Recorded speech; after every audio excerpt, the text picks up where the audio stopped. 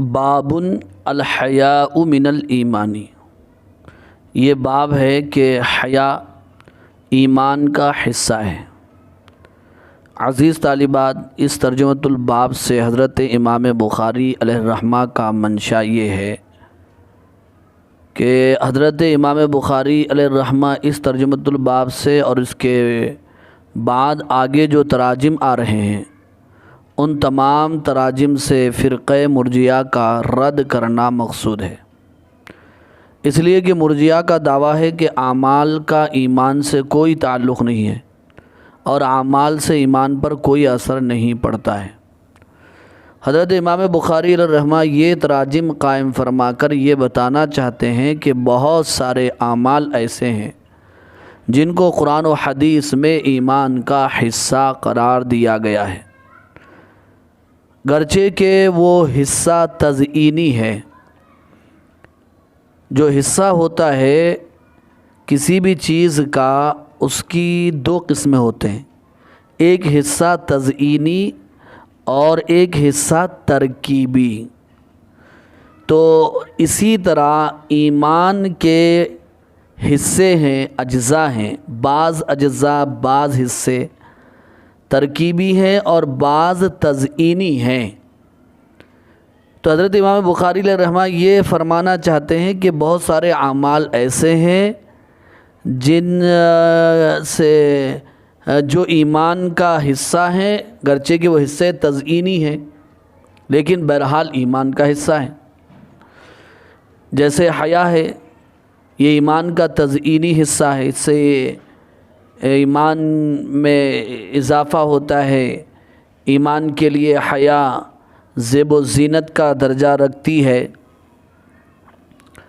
حضرت امام بخاری علیہ الرحمہ نے باب الحیاء من الایمان کہہ کر اس کے ذیل میں جو حدیث اور روایت نقل فرمائی ہے، جس سے یہ پتہ چلتا ہے کہ حیا ایمان کا حصہ ہے اور حیا ایک عمل ہے جسے حدیث میں ایمان کا حصہ اور جز قرار دیا گیا ہے، جس سے معلوم ہوتا ہے کہ اعمال کا ایمان پر اثر پڑتا ہے۔ نیک اعمال ہوں تو اس سے ایمان میں زیادتی ہوتی ہے، اعمال بد ہوں تو ایمان میں کمی ہوتی ہے، معصیت سے کمی ہوتی ہے اور اطاعت سے ایمان میں زیادتی ہوتی ہے۔ لہٰذا اعمال ضروری ہیں، اور حضرت امام بخاری علیہ الرحمہ اس سے اگر اپنا یہ دعویٰ ثابت فرما دیں کہ اعمال ایمان کا جز ہے، ایمان مرکب ہے، اور اس سے فرقیہ مرجیہ کا رد کر دیں تو احناف کا اس سے رد نہیں ہوتا، اس لیے کہ احناف اعمال کو ایمان کا جزء تو نہیں مانتے لیکن اعمال کو ایمان کے لیے ضروری مانتے ہیں، اس لیے اس سے احناف کا رد نہیں ہوتا ہے۔ اور اگر احناف کا رد بھی کر دیں تو ایسی صورت میں احناف کی طرف سے جواب یہی ہوگا کہ اس حدیث میں حیا کو ایمان کا جو حصہ قرار دیا گیا ہے وہ اصل میں وہاں پر کامل ایمان مراد ہے یا پھر حصہ تزئینی مراد ہے۔ بہرحال روایت دیکھیے، وَبِهِ قَالَ حَدَّثَنَا عَبْدُ اللَّهِ بْنِ يُوسُفَ قَالَ أخبرنا مالك عن ابن شهاب عن سالم بن عبد الله عن أبيه أن رسول الله صلى الله عليه وسلم مر على رجل من الأنصار وهو يعظ أخاه في الحياء فقال رسول الله صلى الله عليه وسلم دعه فإن الحياء من الإيمان۔ یہ روایت سالم ابن عبداللہ سے، وہ اپنے والد سے روایت کرتے ہیں کہ حضور اکرم صلی اللہ علیہ وسلم کا گزر ہوا انصار کے ایک شخص پر جو اپنے بھائی کو نصیحت کر رہا تھا حیا کے بارے میں۔ آپ صلی اللہ علیہ وسلم کا گزر ایک انصاری صحابی پر ہوا جو اپنے بھائی کو حیا کے بارے میں نصیحت فرما رہے تھے۔ نصیحت یہ کر رہے تھے کہ آدمی کو حد سے زیادہ شرمیلا نہیں ہونا چاہیے۔ آپ صلی اللہ علیہ وسلم کے کانوں میں ان کی یہ نصیحت پڑی تو آپ نے کیا ارشاد فرمایا؟ فقال رسول اللہ صلی اللہ علیہ وسلم، تو آپ صلی اللہ علیہ وسلم نے ارشاد فرمایا دعہو، کہ تم اسے چھوڑ دو، فإن الحیاء من الایمان، اس لیے کہ حیا ایمان کا حصہ ہے۔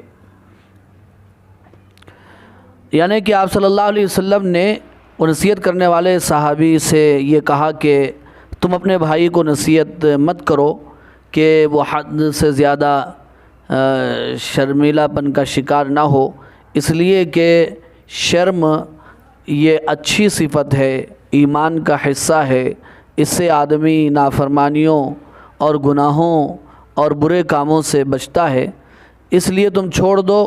اس میں اگر شرم و حیا ہے تو وہ اس کے لیے زیب و زینت ہے اور اس کے لیے باعث فخر ہے۔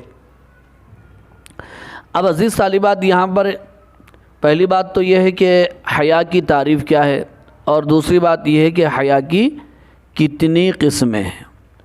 حیا کی جو تعریف کی گئی ہے وہ یہ ہے کہ حیا وہ انفعال ہے، وہ مادہ ہے جو کسی برے کام کے خیال سے انسان کے اندر پیدا ہوتا ہے،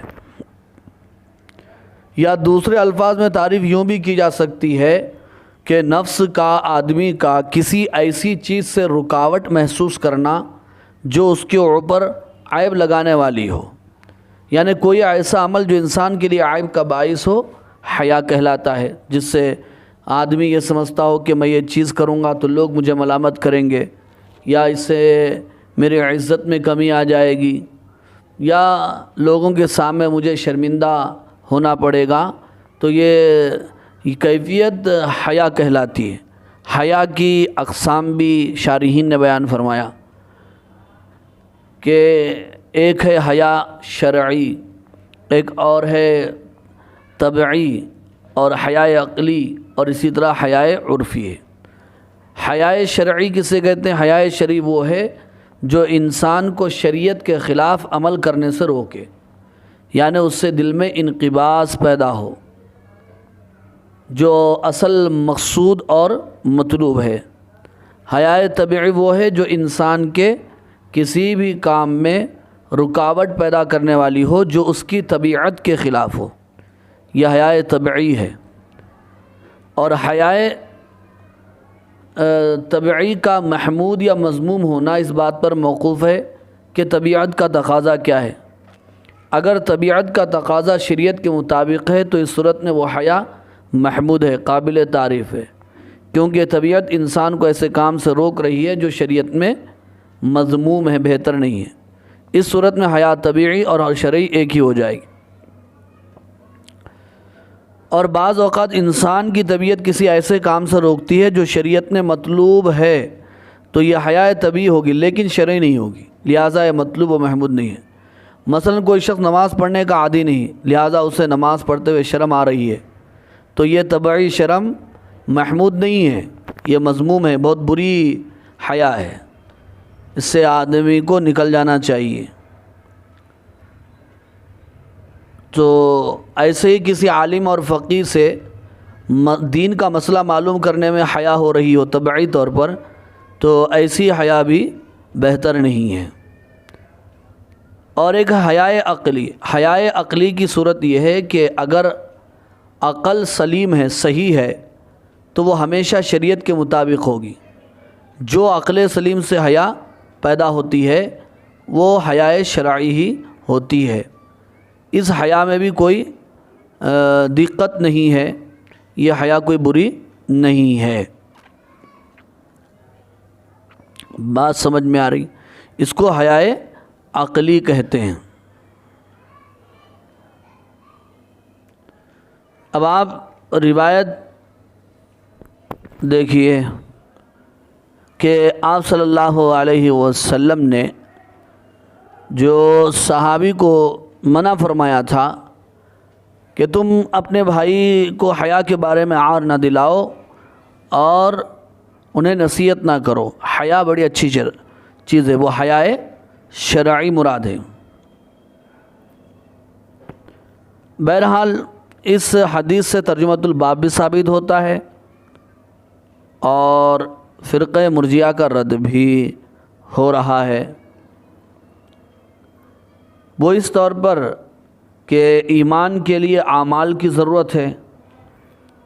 اب وہ اعمال خواہ دل کے ہوں یا اعضاء اور جوارح کے ہوں، تو اب یہاں حیا کا تعلق قلب سے ہے، لیکن وہ بھی تو ایک عمل ہے حیا، اور اسی کو من الایمان کہا گیا، ایمان کا حصہ کہا گیا نا۔ حدیث میں آپ صلی اللہ علیہ وسلم نے فرمایا کہ فإن الحیاء من الایمان، اس لیے کہ حیا ایمان کا حصہ ہے، تو اس سے بھی حیا ایک جو عمل ہے اس کا ایمان کا جزو ہونا ثابت ہو رہا ہے، اور ایمان کا مرکب ہونا ثابت ہو رہا ہے، اعمال کا ضروری ہونا ثابت ہو رہا ہے، فرقہ مرجیہ کا رد بھی ہو رہا ہے۔